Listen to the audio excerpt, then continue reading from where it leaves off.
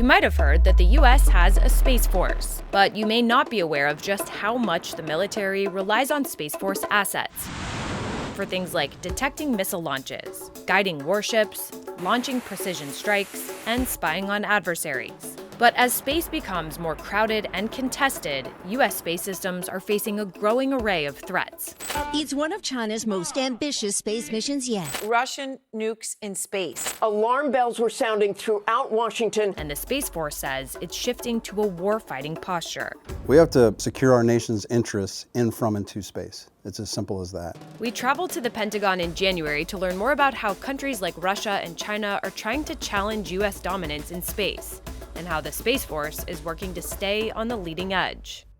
The Space Force became its own branch of the military just 4 years ago, and its leader is General Chance Saltzman, the second ever Chief of Space Operations. What has the Space Force accomplished in those 4 years that you think shows why the Space Force should be its own military branch? First and foremost, we have elevated the discussion of space to inside the Department of Defense to a service level, and that's not inconsequential. Every discussion that happens in the Joint Chiefs of Staff sessions, I can bring a space perspective.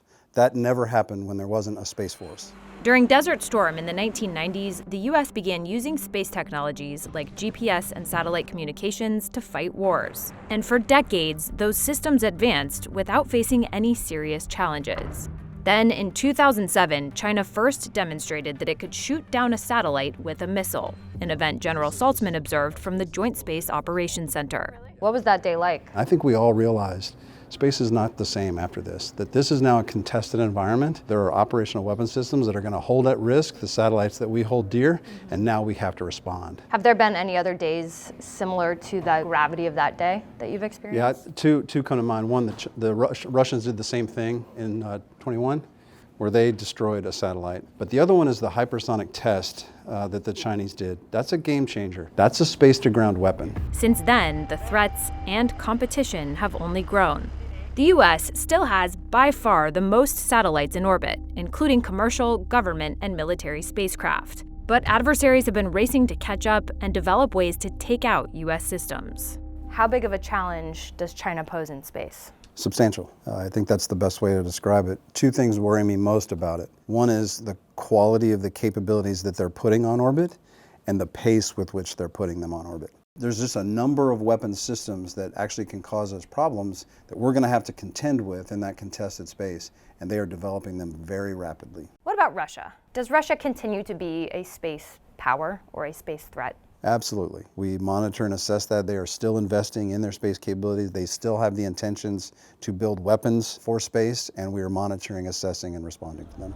Both Beijing and Moscow have been racing to develop a range of space weapons. Some of those on the ground include lasers and high-powered microwaves that can blind space sensors, jammers that can disrupt GPS and communications, and more missiles that can take out satellites. They've also been developing space weapons, like satellites that could kidnap others out of orbit, and even nuclear-armed space weapons that could destroy a huge amount of military and civilian spacecraft. The Pentagon doesn't discuss its own offensive space capabilities, and while the U.S. says China remains the pacing threat, intelligence about a Russian effort to develop a nuclear weapon for space has rocked Washington, news that broke in the weeks after we spoke with General Saltzman. The Wall Street Journal has reported that Russia launched a research spacecraft to test components for the nuke 2 years ago, just before its invasion of Ukraine. On the conflict in Ukraine, General Saltzman said it has served as a wake-up call about how important space technologies are on the battlefield. Right out of the gate, we learned how critical space was going to be because both sides started attacking the other side's space capabilities. You don't attack things that are irrelevant. You attack things that are important. Is there any concern that Russia, China, North Korea, Iran could collaborate and do more together in space? Yes, where they have weaknesses in one area, they make up for it with a partnership in another, and they have shown inclinations to do that. To contend with evolving threats, the Space Force sees strength in numbers, a concept known as proliferation. Take this missile warning system, which scans for infrared heat signatures, as an example. Instead of operating just a handful of satellites for a specific mission, which could be vulnerable to attack, the Space Force aims to operate a huge number of smaller satellites across different orbits. It's a concept that SpaceX has proven with its network of thousands of Starlink satellites. That's a much more resilient architecture because an adversary has a lot harder time disrupting thousands of satellites than it would one or two. For help fielding these massive constellations of satellites, the Space Force is seeking to leverage American innovation and lean on commercial companies, a major shift from the old model of the government owning and operating space systems. What has the explosion of private capital in the space meant for you? Access to more mission set. The cost of launch per pound to orbit used to be very high. As they've dropped the launch costs, we've been able to think about, well, maybe we can do this mission from space now because we can launch more satellites at a cheaper price point, so it's viable. When you launch satellites, space planes, other missions, you're using private rockets. Yes. Is the Space Force too dependent on private companies right now?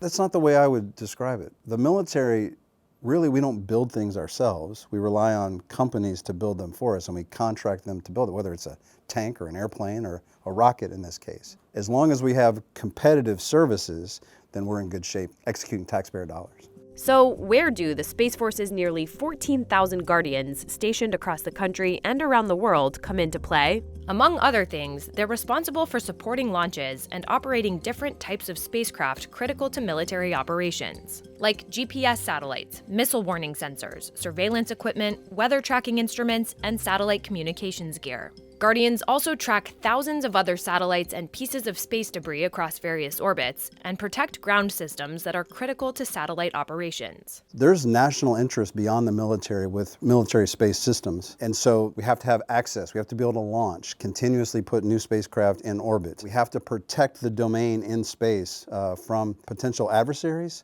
as well as just trajectories, like I said, that could be unsafe. And then from space, we need to make sure that we protect the links and the ground systems that actually can bring that data back down from space. Space Force! Despite the seriousness of its mission, the Space Force has been mocked by comedians and TV shows. Seriously though, a Space Force? Please wait until NASA finds life before you try to kill it. Has that affected your credibility?